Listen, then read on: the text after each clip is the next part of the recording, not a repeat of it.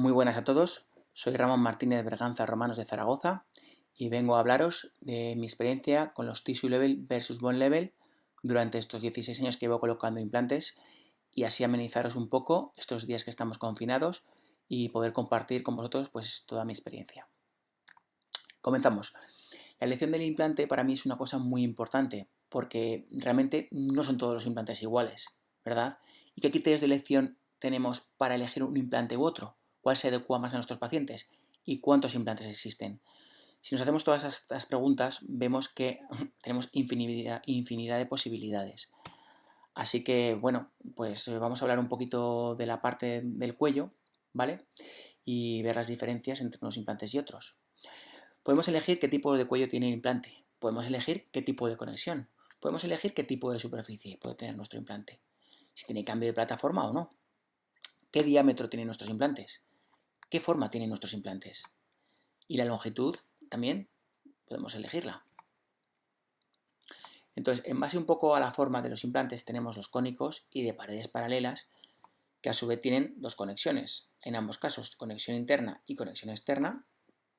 Y aquí vemos un par de ejemplos de cada para que veamos la diferencia entre unos y otros. Y ya si nos vamos un poquito a lo que es el margen, tenemos implantes con cuello pulido, ¿vale? Pero es muy variable este cuello pulido. Tenemos cuellos pulidos que son rectos, en bisel, en circonio. Aquí tenemos unos cuantos ejemplos. Luego además tenemos altura del cuello, porque no todos tienen la misma altura. Hay unos de 3, unos de 2.8, unos de 1.8, de 1,5, de 1.8 con el cuello rosa. Entonces, ¿nos gustan o no nos gustan los cuellos pulidos? A mí particularmente es un implante que me gusta bastante. Si vamos un poco a la bibliografía, en este estudio retrospectivo, ¿vale? De los cambios de hueso a nivel del margen, hay dos diferentes tipos de implantes, los comparan los tissue level con los bone level, ¿vale? Y encuentran una correlación que no hay una diferencia muy significativa entre los bone level y los tissue level, tal vez un poquito menos en los bone level, pero que ambos conceptos de implante muestran un alto éxito clínico con niveles estables de hueso marginal. Y la elección de uno u otro nos va a depende de las exigencias clínicas, como la estética, la longitud de la corona o el perfil de emergencia. En este estudio tenemos aquí la mayoría de los estudios no muestran una pérdida significativa entre una u otra superficie, con lo cual tampoco es concluyente que sea mejor uno que otro. Si ya nos metemos un poquito ya más en materia, ¿vale? Hay que pensar cuál es nuestro objetivo fundamental cuando colocamos un implante. Es evitar la periimplantitis. Esto no lo queremos en nuestros implantes. Entonces hay que seleccionar muy bien el paciente, muy bien el caso y a partir de ahí ya podemos elegir nuestro mejor implante para nuestro paciente. Según un poquito lo que se dice, cuándo colocamos un tipo de implante y cuándo colocamos otro. Los tissue level, pues los podemos colocar en zonas posteriores y en elevaciones sinusales a mí también me gusta particularmente porque evitamos que el implante se nos pueda ir al seno con ese cuello pulido cuando es en tulipa, como este tipo de implante. Y bone level, nuevamente para zonas anteriores, zonas estéticas, y para implantes post-extracción, porque tenemos una mayor estabilidad con esas microroscas que tienen y con ese tipo de implante. Empezamos un poco con los casos clínicos, ¿vale? Este paciente viene porque quiere cambiar un puente que lleva antiguo, que es un puente con una extensión, y ponerse un implante a nivel de S14. Cuando hacemos la radiografía vemos que hay altura suficiente de hueso, pero esto no nos es suficiente para planificar el implante. Tenemos que saber cómo está el resto del proceso óseo. Aquí vemos que con el CBCT observamos que hay suficiente hueso para colocar nuestro implante. Entonces, parece que es un implante sencillo, pero a veces lo sencillo se complica. Lo primero que hacemos es levantar el puente provisional, el puente metálico que llevaba roto el paciente, ¿vale? Con una fresita. Intentamos hacer una mínima incisión para causar el mínimo trauma posible. Despegamos con mucho cuidado. Vamos fresando poquito a poco en una angulación correcta y guardando la distancia entre los dientes adyacentes. Y aquí ya tenemos nuestro implante. Evidentemente aquí hemos elegido un bone level. aunque también podemos haber elegido un tissue level, pero en este caso concreto elegimos este tipo de implante. Lo colocamos de una manera adecuada, oclusalmente también bien, en su sitio. Unos puntos de sutura y hasta aquí parece que está todo correcto, pero claro, no podemos despistarnos ni un momento. A pesar de nuestra experiencia, muchas veces no nos damos cuenta de que queremos buscar una correcta emergencia para no tener que angular y evitar pues, tornillos angulados y podemos llegar a esta situación, que estamos cerca de hacer una fenestración en la zona vestibular y por poquito no lo hemos causado. Entonces siempre no hay que confiarse, hay que estar atentos.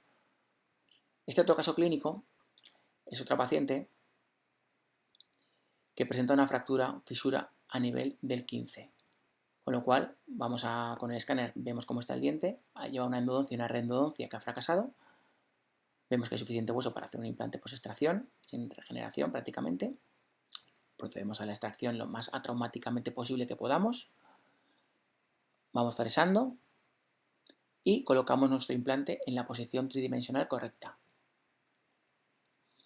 Aquí nos queda un gap que vamos a rellenar. Primero cogemos un injerto de la tuberosidad y damos unos puntos en mesial y en distal para no perder volumen de encía y después colocamos un injerto de material de hueso bovino de lenta reabsorción con colágeno para evitar que se nos reabsorba y nos mantenga el coágulo estable. Hacemos un provisional inmediato para hacer la carga inmediata, bien pulido, y comprobamos radiográficamente que está todo en su sitio. Al mes hacemos el control, vemos que del injerto nos queda un punto que sale, lo retiramos y ya antes de la toma de medidas desmontamos el provisional y observamos que tenemos un perfil de emergencia adecuado. Hacemos nuestra prueba de metal, en este caso va a ser circonio. Vemos que el perfil de emergencia es correcto y ya tenemos nuestra corona de circonio con estratificación de porcelana. Aquí está la corona terminada. Este es el provisional. El perfil de emergencia, a mí esto es lo que me gusta ver, un buen perfil de emergencia para colocar nuestra corona definitiva.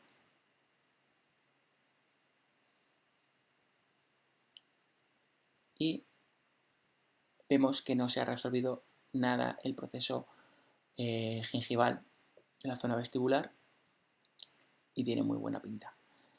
Ya colocada la corona de circonio, vemos que ajusta todo perfectamente y hemos conseguido pues resolver el caso bastante bien. Hacemos un tag de control.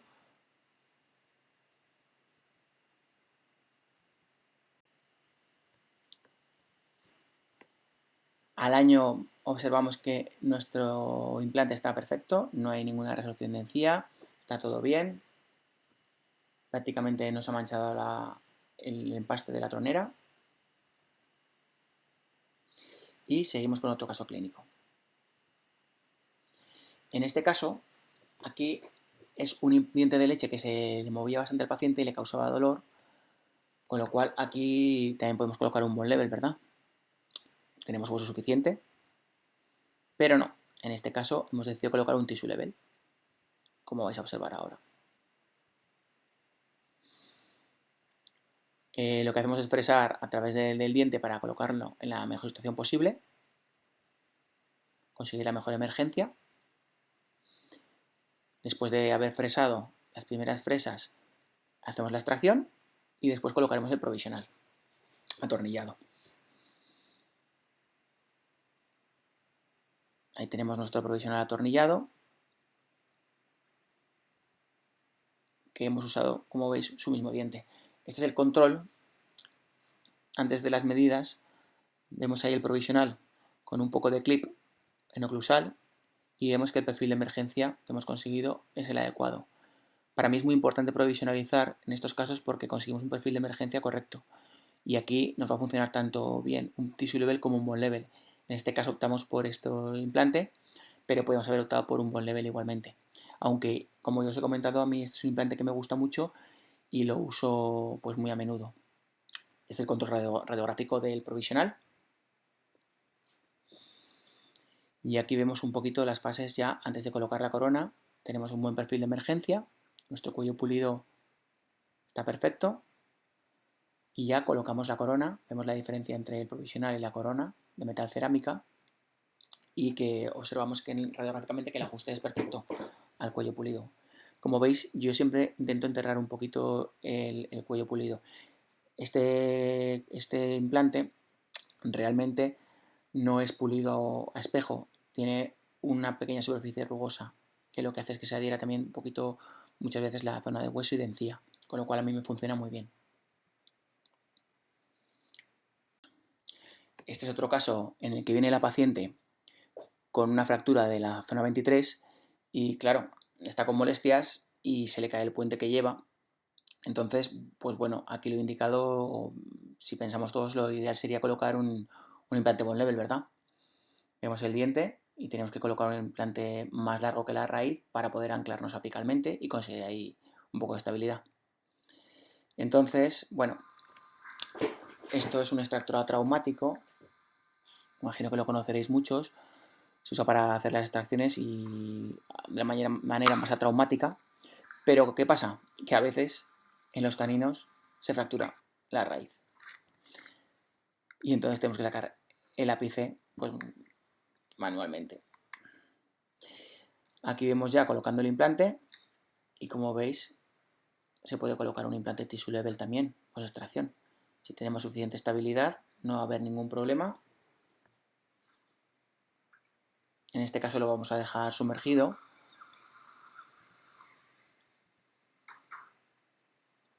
Y tenemos buena exposición del implante.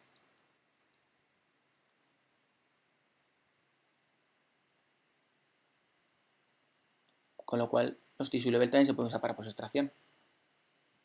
Vemos que hemos colocado un implante bastante largo para conseguir anclaje apical. No obstante, lo vamos a dejar sumergido. Aquí hacemos un pequeñito injerto rotado para cerrar un poquito más el alvéolo. Y este caso lo estamos terminando ahora. Entonces, en futuras presentaciones, si no, ya os lo enseñaré. Este es otro paciente que también me gusta mucho este caso porque, bueno, es un paciente que hacía que no venía a revisión 9 años. Se puso los implantes. Antiguamente los hacíamos casi todo cementado. Entonces veis que tampoco hay unos ajustes 100% correctos y aún así los implantes se mantienen bastante estables a lo largo del tiempo. El de abajo sí que es atornillado, que es por el motivo que el que viene, pero porque se le ha aflojado. Pero si os fijáis arriba en el primer cuadrante, a nivel del 11 y el 13, hay una fractura, esas raíces, que vamos a tener que solventar. Si observamos abajo, el mantenimiento que ha tenido este paciente es absolutamente ninguno. Y sin embargo los tejidos blandos están bastante bien. Mantenimiento, como veis, mira cómo me trae el puente.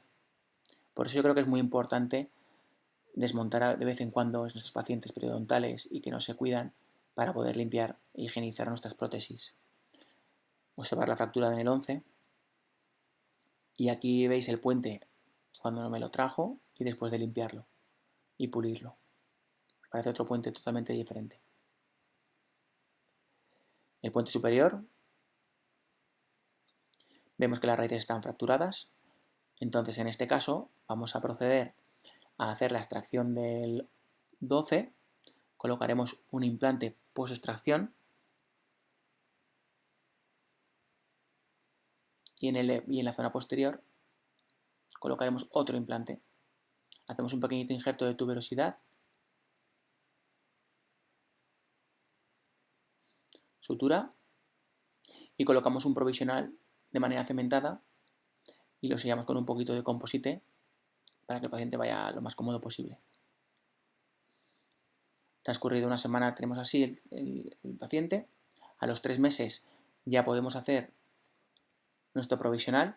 Vamos a hacer la segunda cirugía y vamos a hacer la técnica de raíz sumergida y colocaremos un pequeñito injerto para aumentar un poco el volumen en esa zona. Colocaremos nuestro provisional que irá atornillado y lo dejaremos aproximadamente 2-3 meses. Ya vemos que las emergencias son correctas, que tenemos todo bien cicatrizado, entonces hacemos nuestra prueba de metal y ya procedemos a terminar el trabajo. Ha quedado bastante bien.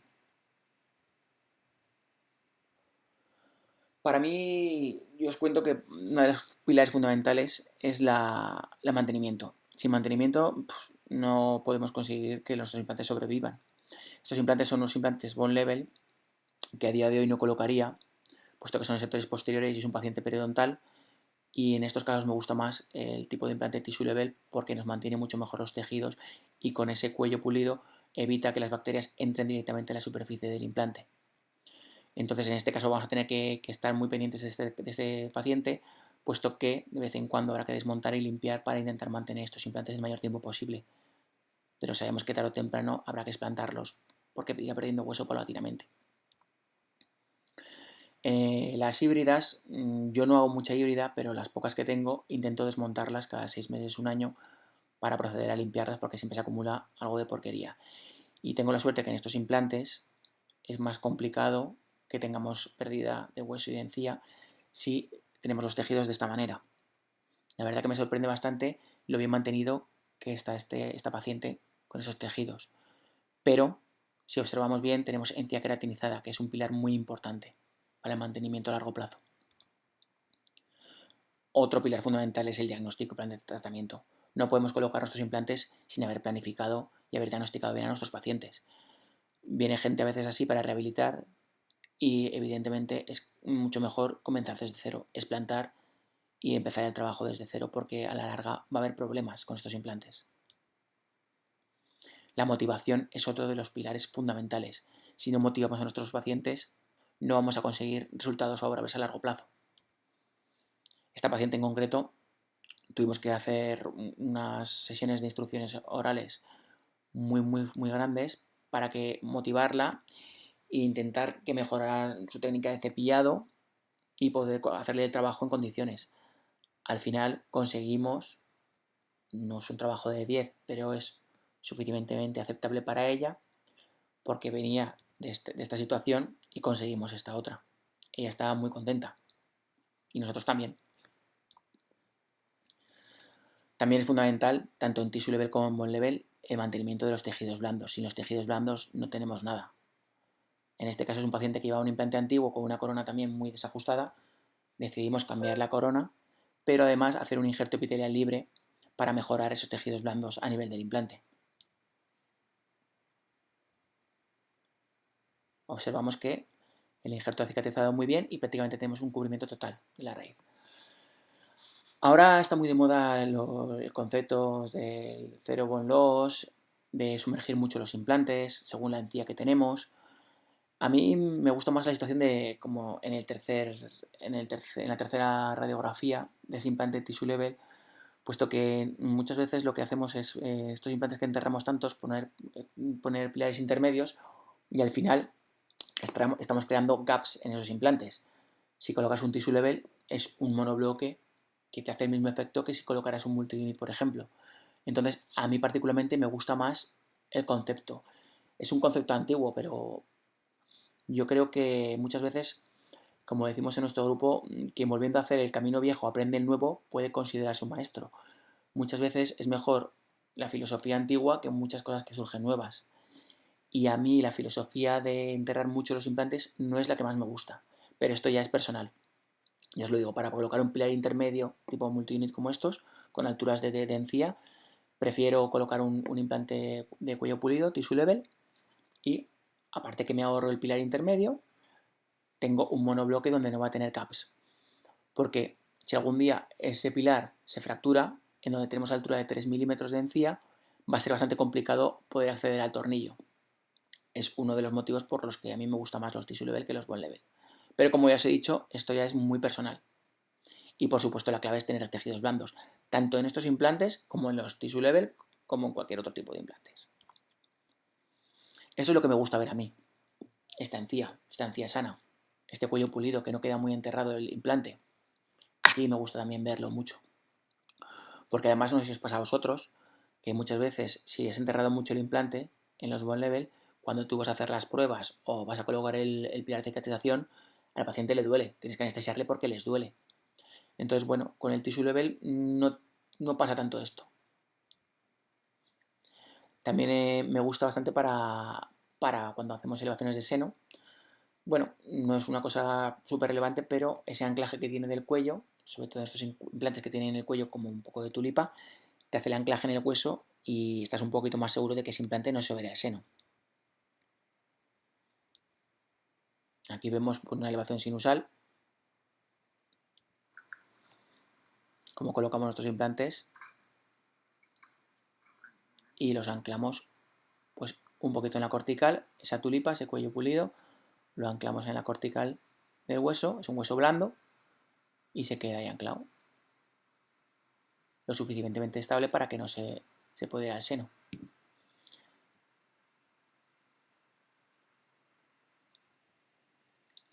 Eso también me gusta, muchas veces con una pequeña incisión. Este es un implante bastante ancho, lo que hacemos es llevar los tejidos hacia vestibular y enterrar un poquito el cuello y conseguimos ganar la encía en vestibular. Eso es lo que me gusta ver a mi tejido sano alrededor del implante. Y esto evidentemente va a ser mucho mejor a largo plazo y se va a mantener mucho mejor el implante. Entonces, un poquito con esta charla lo que os quiero transmitir es mi experiencia a lo largo de estos 16 años, porque el aprendizaje al final es experiencia. Todo lo demás siempre es información, como decía nuestro amigo Albert Einstein. Y muchas gracias por vuestra atención. Cualquier cosa que necesitéis me podéis contactar en el correo electrónico de aquí abajo, ¿vale? rmartrom@hotmail.com. Dar las gracias a Fibo por permitirme hacer esta charla y así estar todos un poquito más entretenidos. Y a mi grupo MDR, que nos podéis seguir por redes sociales, que muchas gracias también a ellos, ¿vale? Seguiremos en contacto y nos vemos pronto. Un abrazo a todos. Gracias.